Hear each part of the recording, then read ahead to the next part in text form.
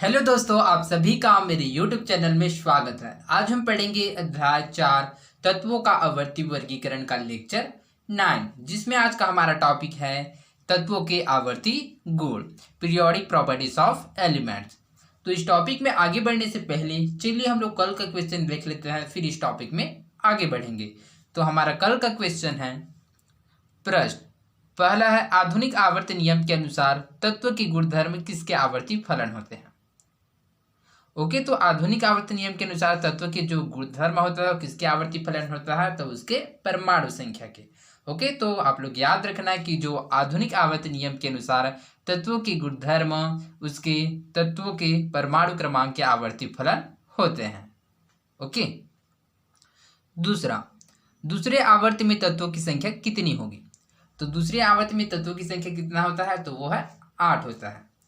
दूसरे आवर्त में तत्वों की संख्या कितना होता है, वह 8 होता है। चलिए इसमें जो एलिमेंट है उसके बारे में देख लेते हैं। जैसे कि इसका आवर्त क्या है, लिथियम से स्टार्ट होता है, लिथियम, बेरिलियम, बेरिलियम का होता है Be, boron, carbon, nitrogen, oxygen, fluorine एवं नियान। ओके, तो इसका जो परमाणु क्रमांक होता है, लिथियम का 3 होता है, बेरिलियम का 4, बोरान का 5, कार्बन का 6, नाइट्रोजन का 7, ऑक्सीजन का 8, फ्लोरीन का 9 और नियान का 10 होता है। ओके, तो जैसे कि आप लोग काउंट कर सकते हैं, गिन सकते हैं, जैसे कि 1 2 3 4 5 6 7 और 8, अर्थात दूसरे आवर्त में तत्वों की संख्या कितना होता है, तो वो है 8 होता है। तो आप लोग सभी आवर्त में याद रखना है कि जो मॉडर्न पीरियोडिक टेबल है, तो मॉडर्न पीरियोडिक टेबल में कितना आवर्त है, वो है 7 आवर्त होते हैं और 18 ग्रुप्स या समूह होते हैं। ओके, तो पहले आवर्त में तत्वों की संख्या 2 होता है, दूसरे आवर्त में तत्वों की संख्या 8 होता है, तीसरे आवर्त में तत्वों की संख्या भी 8 होता है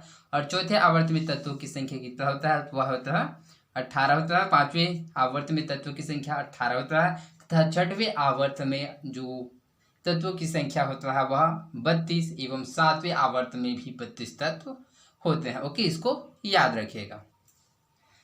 तीसरा, क्या आप विभिन्न तत्वों के समस्थानिकों का स्थान आवर्त सारणी में सुनिश्चित कर सकते हैं, स्पष्ट कीजिए। ओके, तो नहीं, विभिन्न तत्वों के समस्थानिकों का स्थान आवर्त सारणी में सुनिश्चित नहीं कर सकते। क्यों? क्योंकि आधुनिक आवर्त सारणी में एक तत्व के समस्थानिक का स्थान 1 होता है, क्योंकि उसका जो परमाणु क्रमांक है 1 समान होता है। कैसे? तो चलिए उदाहरण से समझते हैं। जैसे कि कार्बन हो गया। ओके, तो जैसे कि आप लोग जानते हैं कि जो कार्बन होता है इसका जो परमाणु क्रमांक कितना होता है, अच्छा होता है, किंतु कार्बन के जो समस्थानिक होता है वह होता है कार्बन 6 एंड कार्बन 6 एवं कार्बन 6 आई होप आप लोगों को समझ आया होगा। तो यहाँ मैं फिर से लिख देता हूँ। जैसे कि कार्बन का 3 समस्थानिक होता है, वह होता है कार्बन 6 कार्बन 6 एवं कार्बन 6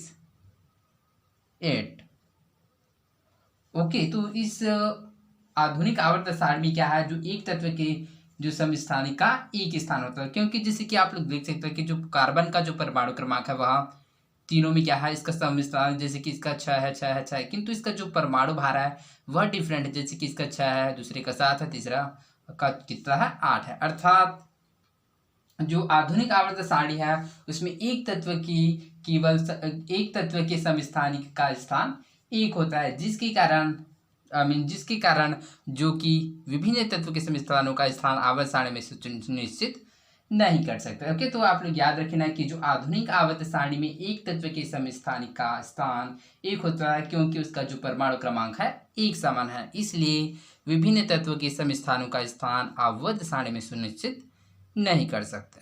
ओके, चौथा, आधुनिक आवर्त सारणी में आर्गन एवं पोटेशियम के स्थान कैसे निर्धारित किए गए हैं। ओके, तो जो आधुनिक आवर्त सारणी हम जानते हैं कि जो आधुनिक आवर्त सारणी में जो तत्व को है उसके बढ़ते हुए परमाणु संख्या के आधार पर व्यवस्थित या अरेंजमेंट किया गया है। ओके, तो आधुनिक आवर्त सारणी में आर्गन एवं पोटेशियम के स्थान को भी क्या है, इसके परमाणु संख्या के आधार पर निर्धारित किए गए। ओके, तो आप लोग जानते हैं कि आर्गन को क्या है, AR के द्वारा क्या किया था, डिनोटेड अर्थात दर्शाया जाता है, पोटेशियम को के द्वारा दर्शाया जाता है। और आर्गन का जो परमाणु क्रमांक होता है वह 18 होता है और पोटेशियम का जो परमाणु क्रमांक होता है वह 19 होता है। ओके, इसको याद रखिएगा। पांचवा, तीन तत्वों एक्स वाई एवं जेड की परमाणु संख्या क्रमशः 6, 10 एवं 18 है। तो बताइए कि पहला कौन से दो तत्व समान वर्ग के हैं, दूसरा कौन से दो तत्व समान आवर्त के हैं। ओके, तो हमको मान लो जाए क्या है, तीन तत्व दिए गए एक्स वाई एवं जेड, जिसका जो परमाणु क्रमशः है वो कितना है, 6, 10 एवं 18 है। तो इसमें हमको पूछा गया है कि पहला कौन से दो तत्व समान वर्ग के हैं और कौन से दो तत्व समान आवर्त के हैं। ओके, तो सबसे पहले देखते हैं कि 6, 10 और 18 ये जो परमाणु क्रमांक है वो किस एलिमेंट्स या किस तत्व का होता है। तो हम जानते हैं कि 6 किसका यह होता है, वो कार्बन का होता है 6 परमाणु क्रमांक।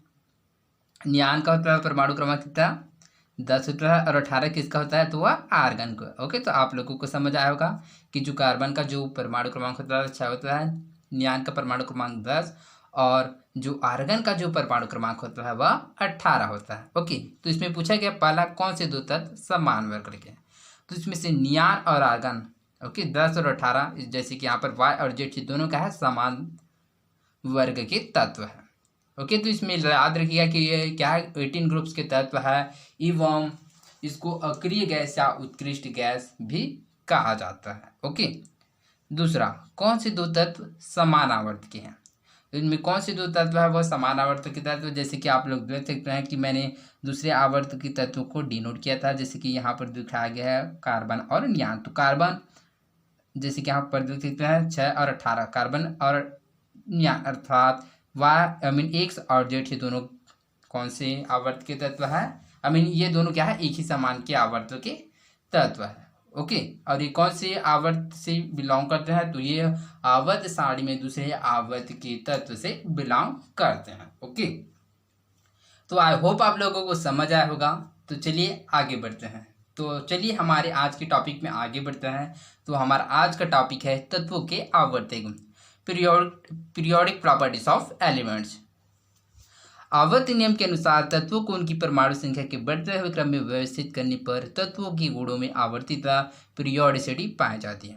ओके, तो आवर्त नियम के अनुसार क्या है, तत्वों को उनकी परमाणु संख्या के आधार पर क्या है, बढ़ते हुए क्रम में व्यवस्थित करते हैं। तो कुछ तत्वों का क्या होता है, उनके गुणों की पुनरावृत्ति होता है, जिसे कही इसको यहाँ पर आवर्तिता पीरियोडिसिटी बताया गया है। ओके, बढ़ती हुई परमाणु संख्या के साथ इलेक्ट्रॉनिक विन्यास की पुनरावृत्ति ही गुणों की आवर्तिता का आधार है। ओके, तो क्या है, तत्वों को बढ़ती हुई परमाणु संख्या के आधार पर क्या करते हैं, व्यवस्थित करते हैं। तो उसके इलेक्ट्रॉनिक विन्यास की क्या होता है, पुनरावृत्ति ही उसके गुणों की आवर्तिता का आधार हुआ है।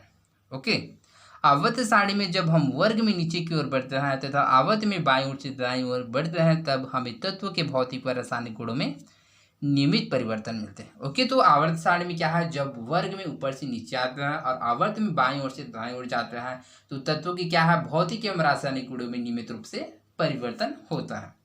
आइए हम कुछ आवर्ती गुणों का अध्ययन करें। ओके, तो चलिए कुछ इसके आवर्ती गुणों का अध्ययन करते हैं।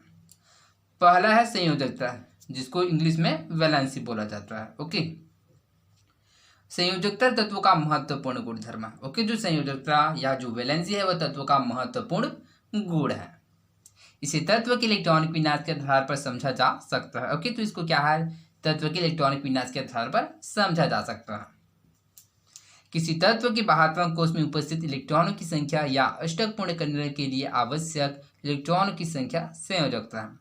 संयोजकता क्या है, तो किसी तत्व की बाह्यतम अर्थात बाहर या अंतिम कोश में जो उपस्थित इलेक्ट्रॉनों की जो संख्या है या अष्टक पूर्ण करने के लिए आवश्यक इलेक्ट्रॉनों की जो संख्या है वही उस तत्व का संयोजकता या वैलेंसी कहलाता है।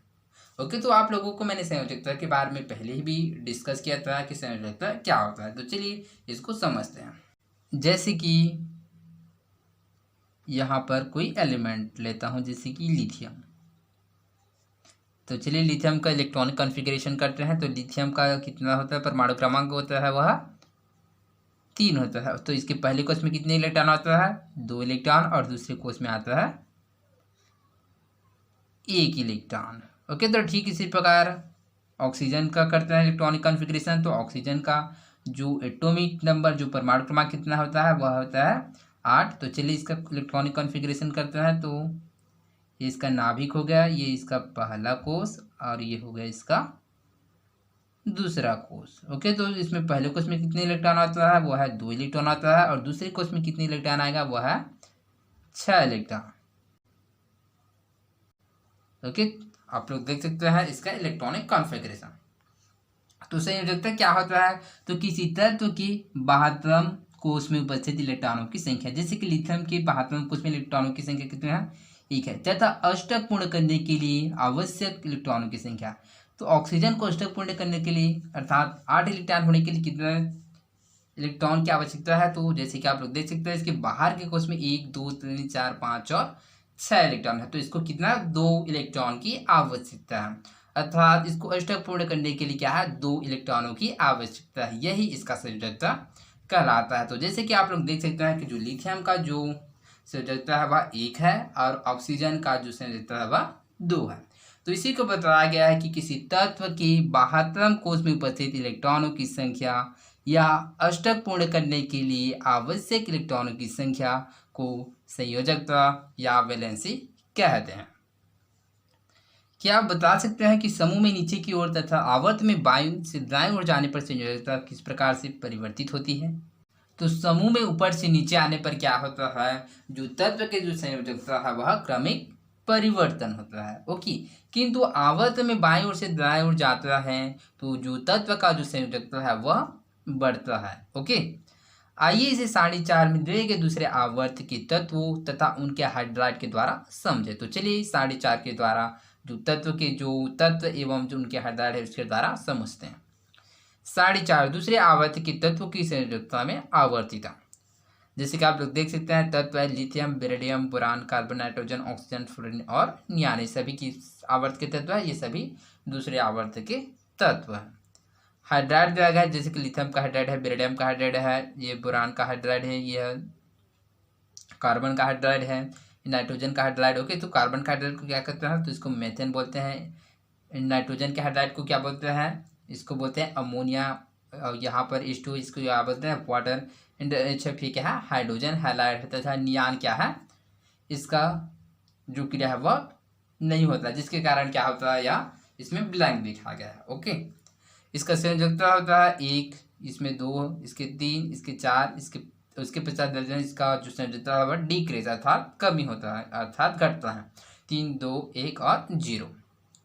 आवर्त सारणी के दूसरे आवर्तन में हाइड्रोजन के सापेक्ष तत्व की संयोजकता 1 से 4 तक बढ़ते हैं। ओके, तो जैसे देख सकते हैं कि जो हाइड्रोजन के सापेक्ष क्या है, इन तत्वों की संयोजकता क्या होता है, बढ़ता है। 1 जैसे कि इसमें 1 है तो 2 3 4, अर्थात इसमें क्या होता है, हाइड्रोजन की क्या है संयोजकता वह 1 से 4 तक बढ़ता है, जैसे कि आप लोग देख सकते हैं, और फिर 0 तक घट जाए। और उसके 50 जो हाइड्रोजन की और उसके 50 हाइड्रोजन के सापेक्ष क्या है, इस तत्व की संयोजकता में क्या होता है, घटाव होता है। जैसे कि यहाँ पर 3 हाइड्रोजन, तो यहाँ इसका संयोजक 3 है, यहाँ पर 2 है, यहाँ पर 1 है, यहाँ पर 0 है। ओके, प्रश्न पहला है, किसी तत्व के इलेक्ट्रॉनिक विन्यास से आप संयोजकता की गणना कैसे करेंगे? ओके, तो हम लोग संयोजकता की डेफिनेशन, संयोजकता की परिभाषा से जानते हैं। तो चलिए इसकी डेफिनेशन के द्वारा इसको हल करते हैं।